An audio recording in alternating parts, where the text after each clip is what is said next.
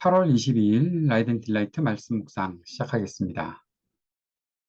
사랑하는 주님께 감사와 찬양을 드립니다. 언제나 신실하신 주님, 한결같은 사랑으로 우리를 돌보시는 주님을 사랑합니다. 약하고 어리석은 우리를 긍휼히 여겨 주시고 오늘도 성령의 충만함을 허락하여 주셔서 말씀 깨닫고 말씀 안에서 거룩한 하나님의 자녀로 살아갈 길을 배우게 하시고 순종하며 살게 하옵소서. 예수님 이름으로 기도합니다. 아멘.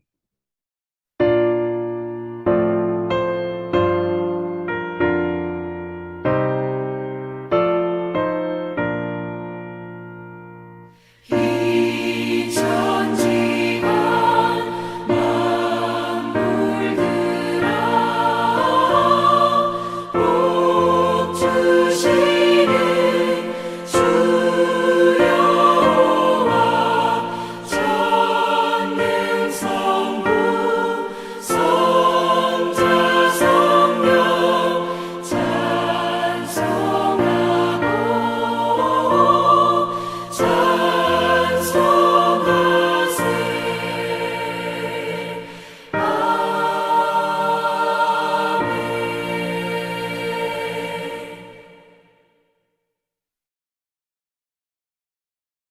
다니엘서 7장 15절에서 28절까지의 말씀입니다. 나 다니엘은 마음속이 괴롭고 머리에 환상들이 나를 번민하게 해서 거기에 서 있는 천사들 가운데 하나에게 가까이 가서 이 모든 일을 두고 참 뜻을 물었다. 그가 나에게 설명하면서 그 일을 풀이하여 알려주었다. 이 큰 짐승 네 마리는 앞으로 땅에서 일어날 내 왕이다. 그러나 가장 높으신 분의 성도들이 나라를 얻을 것이며 영원히 영원히 영원히 그것을 누릴 것이다. 그때 나는 넷째 짐승의 참뜻을 더 알고 싶었다. 이 짐승은 다른 모든 짐승과 달랐으며 매우 사납고 쇠이빨과 노쇠 발톱으로 먹이를 잡아먹고 으스러뜨리고 그 나머지 짐승들을 발로 짓밟아 버렸다. 나는 또 그 짐승의 머리에 있던 열 뿔과 새로 돋아난 다른 뿔 하나도 알고 싶었다. 그 다른 뿔 앞에서 새 뿔이 빠졌다. 그 뿔에는 눈들이 있고 크게 떠드는 입이 있었으며 그 모습이 다른 뿔들보다 강하게 보였다. 내가 보고 있을 때 새로 돋은 그 뿔이 성도들에 맞서서 전쟁을 일으키고 그들을 이겼으나 옛적부터 계신 분이 오셔서 가장 높으신 분의 성도들의 권리를 찾아주셔서 마침내 성도들이 나라를 되찾았다. 그 천사가 이렇게 말하였다. 넷째 짐승은 땅 위에 일어날 넷째 나라로서 다른 모든 나라와 다르고 온 땅을 삼키며 짓밟고 으스러뜨릴 것이다. 그 열 뿔은 이 나라에서 일어날 열 왕이다. 그 뒤에 또 다른 왕이 일어날 것인데 그 왕은 먼저 있던 왕들과 다르고 또 전에 있던 새 왕국을 굴복시킬 것이다. 그가 가장 높으신 분께 대항하여 말하며 가장 높으신 분의 성도들을 괴롭히며 정해진 때와 법을 바꾸려고 할 것이다. 성도들은 한 때와 두 때와 반 때까지 그의 권세 아래에 놓일 것이다. 그러나 심판이 내려서 그는 권세를 빼앗기고 멸망하여 없어질 것이다. 나라와 권세와 온 천하 열국의 위력이 가장 높으신 분의 거룩한 백성에게로 돌아갈 것이다. 그의 나라는 영원한 나라다. 권세를 가진 모든 통치자가 그를 섬기며 복종할 것이다.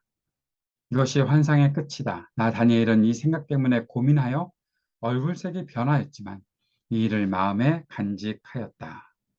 아멘. 다니엘은 환상을 본 후에 번민했습니다. 다니엘은 예전에 느부갓네살의 꿈을 해석할 때 특별히 번민하지 않았지요. 그런데 자신이 꿈에서 본 환상을 자신이 해석할 수 없는 그런 어려움을 겪었던 것입니다. 다니엘은 그러한 번민 가운데 가만히 있지 않았고 천사들이 있는 것을 보고 그 천사들 가운데 하나에게 환상의 참뜻을 물을 수 있었습니다. 천사는 다니엘에게 그 환상의 내용이 어떤 것인지 해석하여 줍니다. 그 환상의 내용 중 네 마리의 큰 짐승은 앞으로 땅에서 일어날 네 왕이라고 말해줍니다. 아마 이 해석을 들었을 때 다니엘은 분명히 느부갓네살의 꿈을 생각했을 것입니다. 신상을 구성했던 느부갓네살의 꿈에 나타냈던 큰 신상을 구성했던 재료들, 네 가지의 금속 재료들이 있었지요. 그것들이 앞으로 일어날 나라들이었다는 해석들을 분명히 다니엘이 했었던 것, 그것을 기억할 것입니다. 다니엘이 본 네 마리의 짐승도 비슷한 내용으로 흐르는 것 같아 보였습니다. 선사는 앞으로 일어날 네 왕이 있지만 결국 하나님의 성도들이 나라를 얻고 영원히 누릴 것이다 라고 그렇게 이 해석들을 결론 짓고 있습니다. 그런데 다니엘은 이 네 짐승 그리고 성도들이 다스리는 나라 거기에 대해서 더 궁금했던 부분이 하나 있었는데 그것은 세 마리의 짐승보다 넷째 짐승에 더 궁금함이 있었습니다. 그 넷째 짐승을 다니엘이 환상에서 보았을 때 그것은 강력하고 날카로운 힘으로 다른 짐승들을 이기는 짐승이었지요. 그리고 그 짐승의 머리에 있던 열 뿔이 있었고 새로 돋아난 다른 뿔도 다니엘은 궁금했었습니다. 새로 돋은 뿔이 성도들에 맞서서 전쟁을 일으키고 있다고 했고 분명히 그 새로 돋은 뿔이 이겼다고 했습니다. 그런데 옛적부터 계신 분이 오셔서 성도들의 권리를 찾아주셔서 성도들이 나라를 되찾는 장면을 다니엘이 보았던 것이죠. 그것을 천사는 해석해 주었던 것입니다. 천사는 넷째 짐승에 대해서 궁금해하는 다니엘에게 넷째 짐승이 바로 넷째 나라이다 라고 말합니다. 다른 나라와 땅을 삼키고 으스러뜨릴 것이다 라고 말합니다. 강력한 나라가 출현한다는 것이죠. 그리고 그 나라에서 10명의 왕이 등장할 것이다. 그 뒤에 다른 왕이 일어나서 전에 있던 새 왕을 굴복시킬 것이라고 그렇게 말해줍니다. 그런데 그렇게 굴복시켰던 강력한 권세를 가졌던 왕이 결국 가장 높으신 분께 대항하고 성도를 괴롭혔다라는 것입니다. 강력한 힘으로 성도를 무너뜨린 그의 권세, 그것 때문에 두려워하고 온 세상이 혼돈에 빠진 것 같지만 여기에 아주 중요한 말씀이 나타납니다. 그의 권세가 영원하지 않다는 것이죠. 천사는 다니엘에게 그의 권세가 한때와 두때와 반때까지다라고 말합니다. 이 한때, 두때, 반때를 뭐 2년 반으로 해석할 수도 2년 반, 3년 반으로 해석할 수도 있겠지만 한때, 두때, 그리고 더해서 반때가 나타나니까 3년 반이라는 그러한 날짜로 해석할 수도 있겠지만 이것은 어떤 구체적인 날짜를 언급하는 것이 중요한 것이 아니라 그것은 모르죠. 그것은 어떻게든 상징으로 되어 있는 것이니까. 더 중요한 것은 그렇게 강력한 힘으로 성도들을 무너뜨리는 그의 권세가 영원하지 않고 어떠한 기한이 분명히 있다는 겁니다. 후에 그의 권세는 분명히 빼앗기고 멸망당한다는 것이죠. 가장 높으신 분의 거룩한 백성에게 그가 빼앗아서 승리해서 영원할 것 같았던 그의 모든 권세, 그의 나라가 거룩한 백성에게, 성도에게 돌아간다는 것을 말해주고 있습니다. 오늘 이 말씀들을 보면서 우리는 분명히 생각해야 될 것이 있습니다. 세상은 강력한 힘을 가진 권력에게 모든 권력이 집중되고 누가 누구보다 더 강한 권력을 갖고 있으면 그가 승리하고 그런데 그의 승리와 그의 통치는 분명히 어느 순간 중단됩니다. 누구에게 그 권세가 빼앗기느냐? 더 강한 존재가 나타나면 빼앗긴다는 것입니다. 그리고 그 강한 존재들이 아주 그 강한 힘들을 최고치로 발휘하고 있을 때 결국 그들은 교만하여져서 가장 높으신 분에게도 저항하는 그렇게 하나님의 백성들을 무너뜨리는 그런 일들도 분명히 있을 것이다라고 말합니다. 그들은 자신의 권력이 영원할 것이라고 생각하겠지요. 지금 자신들이 행하고 있는 일들이 영원히 자신들을 보호할 것이다 생각을 하겠지요. 누군가를 이겼으니까, 전에 있던 권력을 이겼으니까 내가 갖고 있는 권력을 더 강하고 영원할 것이다라고 생각할 수 있습니다. 그러나 이 땅에 사는 사람은 그 누구도 자신이 갖고 있는 권력이 영원하다고 자랑할 수 없습니다. 우리가 분명히 그 사실을 인식하고 있어야 합니다. 그러면 우리는 무엇을 바라보는가? 우리는 하나님 나라와 하나님의 통치를 바라볼 수 있어야 하는 것이죠. 우리가 지금 겪고 있는 이 때가 네 마리의 짐승이 다스리고 통치하는 혼돈의 때이고 강력하고 무서운 통치 그 속에 두려움 속에서 고통받고 살아갈 수밖에 없는 그 때에도 우리는 하나님 나라와 하나님 통치를 바라볼 수 있어야 한다는 겁니다. 그리고 하나님께서 그의 성도를 분명히 세워주시고 회복시키시고 성도가 다스리는 나라를 주실 것들을 소망하며 살아야 하는 것입니다. 성도의 삶은 세상의 권력에게 고통과 박해를 당할 수 있습니다. 그러나 그렇게 고통과 박해를 당하는 것이 영원히 지속되는 것은 아니라는 것이죠. 여기에 아주 중요한 존재가 등장했었지요. 바로 인자와 같은 이가 등장했던 것입니다. 예수님께서는 이 땅에 오셔서 제자들을 가르치실 때마다 그리고 말씀하실 때마다 이 다니엘서 7장의 인자 같은 이를 자신을 지칭하실 때 사용하셨던 표현입니다. 다니엘 7장에 나타나 있는 인자 같은 이, 그가 바로 예수님이 자신을 나타내는 것이라고 예수님은 그렇게 생각하시고 전하셨다는 것이죠. 예수님은 그의 성도가 다스릴 영원한 나라를 위해 친히 고통과 박해와 죽음까지도 당하셨던 것입니다. 그리스도를 따르는 하나님의 성도는 그래서 고난과 죽음을 두려워하지 않습니다. 예수님께서는 그 모든 죽음을 돌파해내셨고 결국 승리하셨기 때문에 그런 것이죠. 그렇기 때문에 우리는 지금 우리 앞에 다가오는 고난, 고통, 죽음도 두려워하지 않고 영원한 하나님의 통치가 이루어지는 그 나라를 바라볼 수 있다는 것입니다. 혼돈의 세상, 강력한 통치자가 공포의 정치를 하고 있는 그때에도 결코 두려워하지 않고 죽음이 내 앞에 있다고 하더라도 그 죽음조차도 돌파해낼 수 있는 것이 바로 성도의 모습이다라는 겁니다. 그 길을 인자 같은 이 예수 그리스도께서 걸어가셨던 것이죠. 다니엘은 이 환상의 해석을 들으며 고민했습니다. 왜 고민했을까요? 여러 가지 이유가 있을 것입니다. 느부갓네살을 도와서 다니엘은 느부갓네살의 통치에 함께 참여했고 느부갓네살이 선한 통치를 할 수 있게끔 만들었던 것을 우리는 분명히 알 수 있습니다.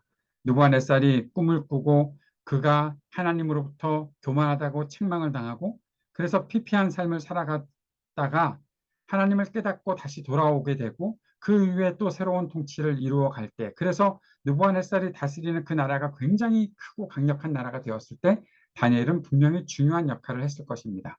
그러나 그렇게 역할을 했던 그 나라조차도 결국 무너지게 되고 새로운 나라들이 온다라는 것이었죠. 다니엘이 왜 네 번째 짐승에 대해서 더 궁금했을까요? 그 나라가, 그 왕의 강력한 통치가 어떻게 하나님의 백성들을 또 괴롭히고 결국 그가 승리한다고 했는데 우리는 어떻게 살아야 하는가라는 그러한 고민이 분명히 다니엘에게 있었을 것입니다. 그러나 다니엘은 이 일을 마음에 간직했던 것이죠. 우리가 성경을 통해서 배우는 하나님의 말씀, 그리고 그 말씀 앞에서 그 말씀을 담고 살아가는 우리의 삶이 맞닥뜨리는 삶의 현실, 이 모든 것들을 생각할 때 우리는 고민에 빠질 수밖에 없을지 모릅니다. 그러나 우리는 하나님의 말씀을 결코 놓지 말아야 합니다. 하나님의 말씀을 마음에 담고 살 수 있어야 합니다. 그것을 다니엘이 우리들에게 보여준 아주 좋은 모범이라 생각을 합니다. 고민되지만 이 일을 마음에 간직했다. 하나님의 말씀 그 길을 따르는 것이 우리들에게 고민되지만 우리가 하나님 말씀 놓칠 수 없습니다. 라는 마음을 가지고 살아야 한다는 것이죠. 하나님의 말씀을 마음에 담고 살아가는 성도의 삶에 그리고 하나님의 영원한 통치에 참여하는 하나님의 성도의 삶에 더욱더 견고한 믿음을 가지고 당당하게 앞을 향해 나아갈 수 있는 그러한 믿음의 모습이 우리 모두에게 있을 것들을 기대합니다. 그 마음 품고 오늘도 주님 앞에 간절히 기도하며 살아갈 수 있기를 바랍니다. 함께 기도하면서 온 세상의 통치자이신 주님을 향해 우리의 마음을 집중하게 하시고 하나님의 성도를 통해 하나님 나라가 드러날 것을 소망하며 살게 하옵소서. 간절히 기도합시다. 전쟁과 분열이 그치기를 위해 기도하고 지구와 환경과 기후를 위해 기도하고 우리 청년들을 위해서 간절히 기도하고 우리 하이브리드 3.0 교회를 위해 기도하는 시간 갖도록 하겠습니다. 같이 기도드리겠습니다.